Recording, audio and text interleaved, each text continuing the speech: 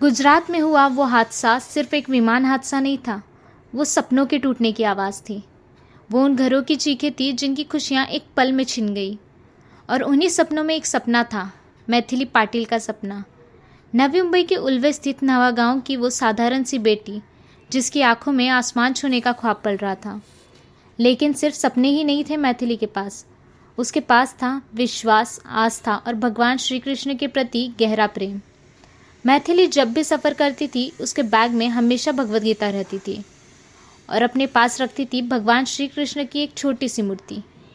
कहती थी, कृष्ण मेरे साथ हैं, डर किस बात का। लेकिन अब वो सपना, वो मुस्कान अधूरी रह गई। आज जब हमारी टीम नावा गांव पहुंची, तो वहां सिर्फ सन्नाटा नहीं था। वहां हर घर से सिर्फ एक नाम गूंज रहा था, मैथिली हमारी बेटी। घर के बाहर सैकड़ों लोग, घर के अंदर 10-15 औरतें एक कोने में चुपचाप, जैसे बोलना चाहती हो पर आवाज़ गले में अटक गई हो।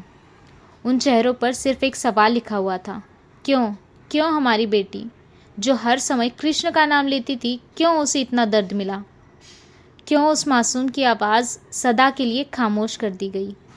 अब पूरे गांव और परिवार की बस एक ही गुहार है, मैथिली का पार्थिव शरीर जल्द से जल्द उसके घर लाया जाए, ताकि उसका अंतिम सफ़र उसके विश्वास, उसके कृष्ण के साथ पूरा हो सके। सरकार से निवेदन है, कम से कम उसके सपनों को अधूरा मत छोड़िए। परिवार को आर्थिक और मानसिक सहारा दीजिए। और अब सुनिए वो दर्द, वो चीख जो शब्द बनकर बाहर आए, मैथिली की बहन, उसके पिता और गांव के पूर्व सरपंच की जुबानी। अब गवर्नमेंट को ये रिस्पॉन्सिबल है इसके लिए। मतलब ऐसे कैसे प्लेन क्रैश हो सकता है। टेक ऑफ किया ही था, लेकिन ऐसे तुरंत। तो फिर आपका मतलब आपने चेकिंग ही ठीक से नहीं की थी।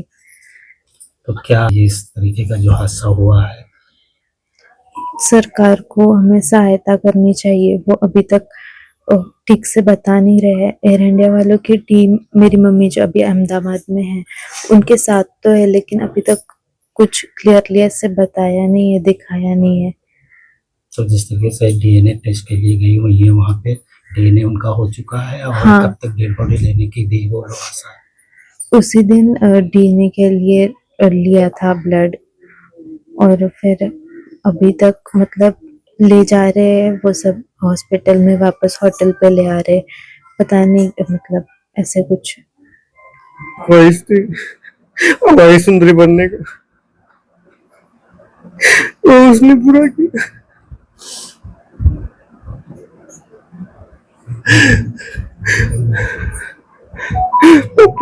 पापा, आपको अभी टेंशन लेने की जरूरत नहीं।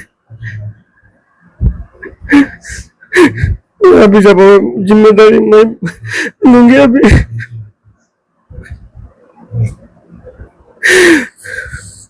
1:10 में गुरुवार को फोन आया था अहमदाबाद से। मेरा भाई उससे बात कर रहा था, लेकिन मेरा बात नहीं हो पाया।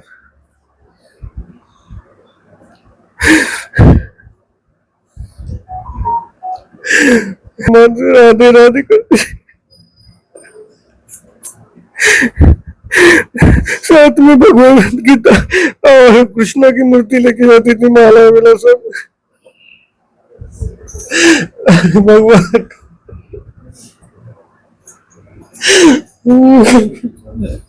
मैथिली बहुत ही होनहार लड़की थी और शांत स्वभाव की। और दूसरी बात है, वो धार्मिक कार्यक्रम में ज़्यादा उसका लगाव रहा था। और ये घर जो है, ये घर पूरा पहले से बहुत ही गरीबी रेखा में काम किया है। मोरेश्वर पे जो दामाद है हमारे, इनके पिताजी भी हैंडीक्राफ्ट थे। ऐसे सिचुएशन में इन लोग बड़े होने के बाद, अभी ये शादी होने के बाद 3 बच्चे हुए। तो ये शुरुआत में तो 15-17 हज़ार में काम करते थे, आज 25,000 पगार पर। ये पगार में भी तीनों को उन्होंने अच्छा से पढ़ाया।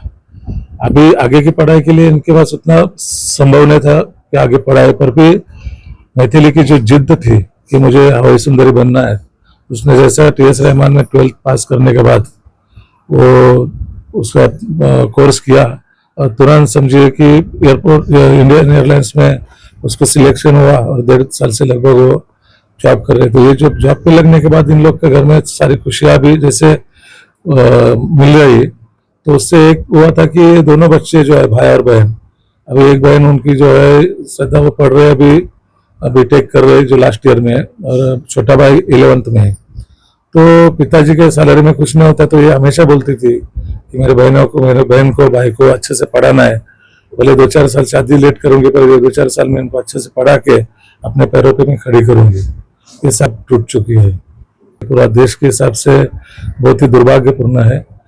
पर ये फैमिली जो है, क्योंकि लंदन में जो फ्लाइट करते हैं सभी लोग को लगता है कि बड़े फैमिली बड़े घर के होंगे, पर मैथिली पाटिल का जो परिवार है वो अब अभी आने के बाद आपको पता चला वो जिस घर में उन लोग रह रहे हैं वो भी मामा के घर में उन लोग रहते हैं। कम से कम 15-20 साल हो गए होंगे यहीं पे रहते हैं। तो इनका जो घर है गाँव में वो भी टूटा पड़ा हुआ है।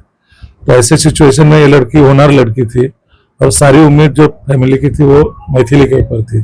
और अब ये सारा ब्लास्ट के बाद ये फ्लाइट जो क्रैश हुआ है उसके बाद पूरा फैमिली सदमे में आई है। तो मैं महाराष्ट्र शासन से गुजारिश करूंगा कि ये दोनों बच्चों के लिए एजुकेशन के लिए शासन की तरफ से सहयोग हो, और रहने के मामले में भी अभी जैसे आवास योजना वगैरह सब जो चलती है उसमें पंतप्रधान आवास योजना वो महाराष्ट्र की तरफ से हो, तो इस फैमिली के लिए ज़्यादा से ज़्यादा सहयोग मिले। और उसके लिए आप लोग जैसे मीडिया है, मीडिया मुख्यमंत्री लेवल तक ये बात पहुंचा के इस परिवार को सहायता करने में मदद करे, बस इससे और ज़्यादा तो कुछ हम लोग।